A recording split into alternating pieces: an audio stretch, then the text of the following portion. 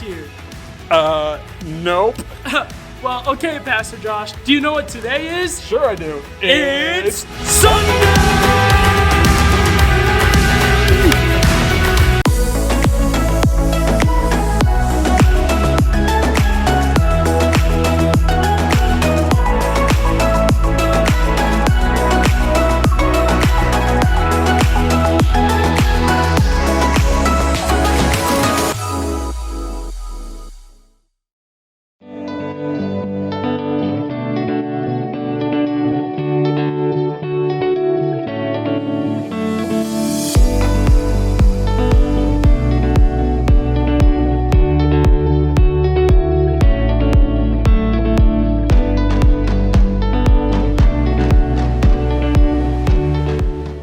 Everybody, Erica here, and welcome back to another week in the STEAM Lab.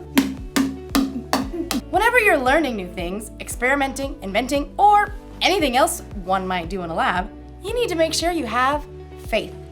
Faith is trusting in what you can't see because of what you can see. And you also have to have something to work with. Today, I asked a few people to let me borrow their glasses for the day. Cheers!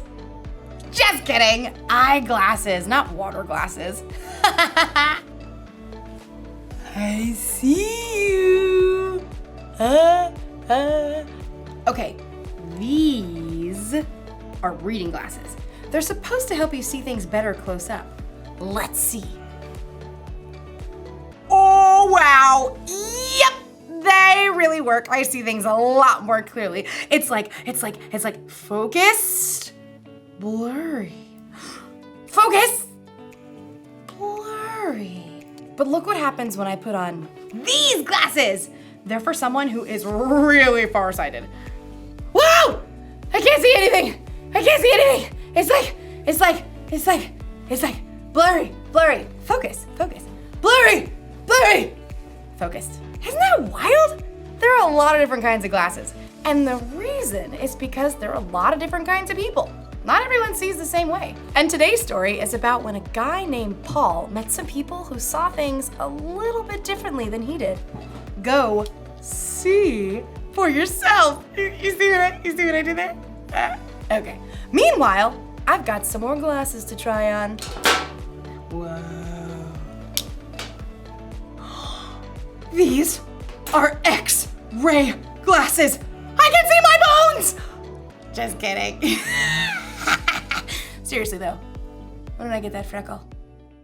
The Bible. It's 66 books of history, stories, letters, and poetry that fit together to form God's one big story. The epic adventure of how He created us and loves us so much that He made a way to rescue us. As we travel through the Bible, from Genesis to Revelation, we discover people who met God and found their lives changed forever. Now, for an amazing story, inspired by the book of Acts, chapter 17, verses 16 through 34. Wherever Paul went, he boldly preached the good news of Jesus. This Jesus I'm telling you about is the Messiah. Many Jews and Greeks believed in Jesus, but in nearly every town, a group of Jews would gather to oppose Paul. He and his companions were forced out of Thessalonica, and then later that same group of Jews followed to run Paul out of Berea. Eventually, the believers helped Paul escape to the coast, where he could travel by boat to Athens. Tell Silas and Timothy to join me as soon as they can. Once Paul reached Athens, he walked the streets of the ancient city, disturbed by what he saw. Carved and molded statues everywhere. Statues of their gods. The people really believe false gods can help them. In fact, the Athenians believed in around 30,000 false gods. Yeah, they believed these gods were in charge of everything from sports to sleep to doors and cleanliness. A god of grapes. Okay. While Paul waited for his friends, he visited the Jewish synagogue to tell Jews and Greeks alike about Jesus. And in the marketplace, he spoke to anybody who would listen. You have to hear about Jesus. He was killed, but he came back to life. Paul's words stirred up a group of Athenian thinkers. These men felt that they could achieve perfection through knowledge and wisdom. Can you explain what this fellow is chattering about? He seems to be telling us about gods we've never heard of. We shall take this Paul to a meeting of the Areopagus. There, we shall reason it out. Set high on an outcropping of rock, the Areopagus was the high court of Athens. And from this viewpoint, Paul could see all of Athens spread out below him. Closer at hand, the gathered Epicureans and Stoics studied Paul. What is this new teaching you're giving us? You have some strange ideas we've never heard before. We would like to know what they mean. Paul took a deep breath. These people treated new ideas like playthings, so he wanted to connect the story of Jesus with something they already knew. People of Athens, I see that you are very religious in every way. We are aware of this. Please proceed. Paul recalled a small carved altar he had discovered while exploring the city. As I walked around, I looked carefully at the things you worship. I even found an altar with "To an Unknown God" written on it. Now, I'm going to tell you about this unknown God. Paul explained to them that the true God created the entire world and everything in it. He created each individual person with a purpose and an adventure to live. He did it so that people would seek him and find him, even though he is not far from any of us. Preposterous. Continue. Paul knew that these Athenians might listen to the words of their own writers that might actually reflect something of who God is. In him we live and move and exist. As some of your own poets have also said, we are his children. What an interesting point. Paul told them that people are God's children. God is alive and real, not some carved statue or molded from gold. And now by sending Jesus, God was telling everyone everywhere to turn away from the bad things they've done and to follow him. God has proved this to everyone by raising Jesus from the dead. Preposterous. Fascinating. More like fantasy. Get this joker out of here. No. This is new, fresh. We will hear you speak about this again sometime. A man called Dionysius had been among the crowd at the Areopagus. He hurried to catch up as Paul left. I want to know more about this living God, about Jesus. I can help you, friend. So Paul continued to spread the good news and love of Jesus, and after a short time, Dionysius became a follower of Jesus, as well as a woman named Damaris and several others.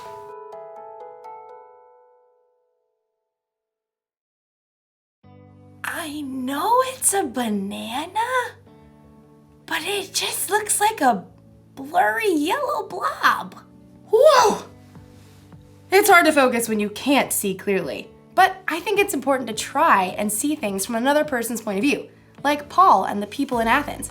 They believed in different gods than Paul. That's why Paul tried to see things how they saw things, so he could tell them about Jesus in a way they'd understand. He told them about the living, one true God who created the whole world and everything in it. And he told them that God proved how powerful he was by bringing a man back from the dead. That man was God's son, Jesus. Many of the people from Athens had never heard of anything like that before. Some thought Paul was kind of crazy, but others wanted to hear more. And Paul was able to help them know Jesus the way he knew Jesus. That's something we can do too. It's the one thing to remember today. You can help others know Jesus. That can be easy if you're talking to someone who sees things the same way you do. But when someone sees things differently, when they believe differently, or when they've had different experiences than you, it helps to try and see things from their point of view. Ah, yes, I see what you're saying now. The best thing to do is to try to keep it real. Be honest about what Jesus has done for you. And it's not just in what you say. You can help people know Jesus by what you do too.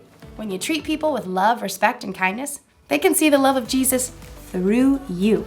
Everyone's different, and we all see things just a little bit differently. So I think it makes sense to try to see things the way other people see them. And you don't even have to change your glasses to do it. I'll see you next time. Bye. See you guys later. Oh, hold on. Oh, that's a table. All right.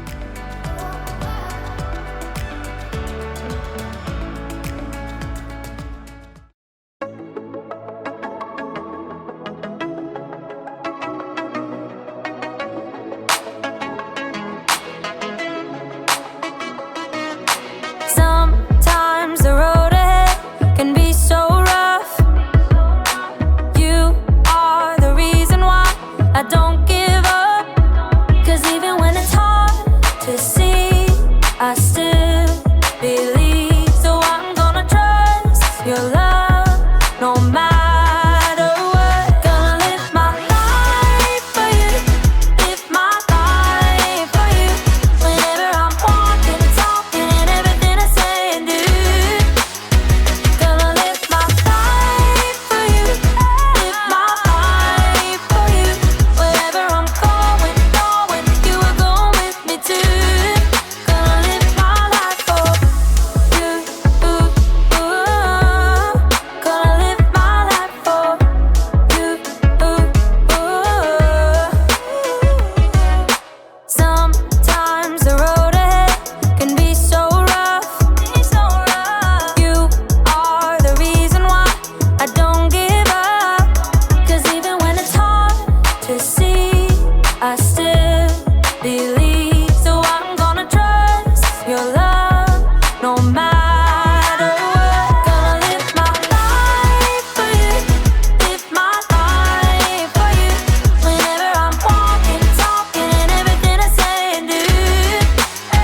Gonna live my life for you, live my life for you. Wherever I'm going, you are going with me too. Gonna live my life for you, Gonna live my life for you,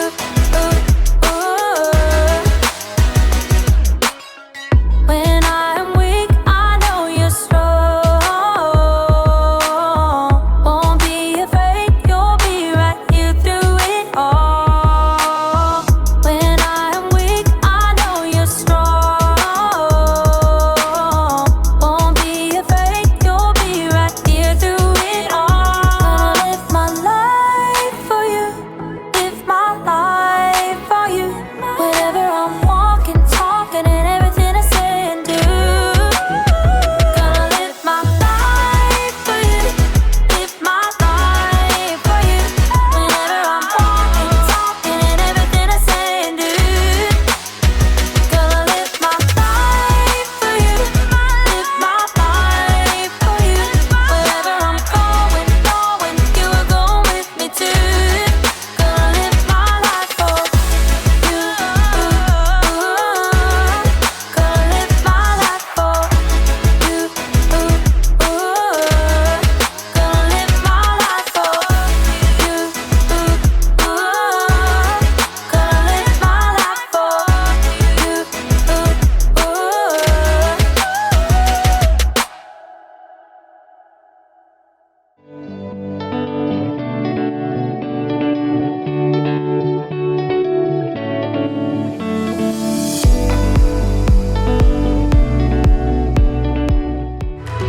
Hey, Park Kids. Pastor Josh here. High five. Woo. Did you like your lesson today? Did you learn something new? And are you going to go and tell somebody today that one thing that you learned today at Park Kids Online? I hope you do.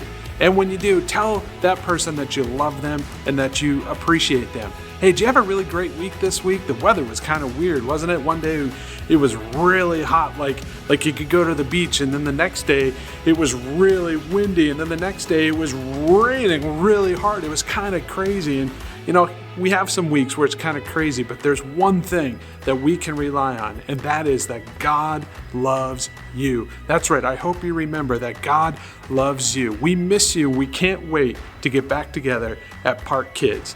Hey, have a great week, everybody. We'll see you next Sunday.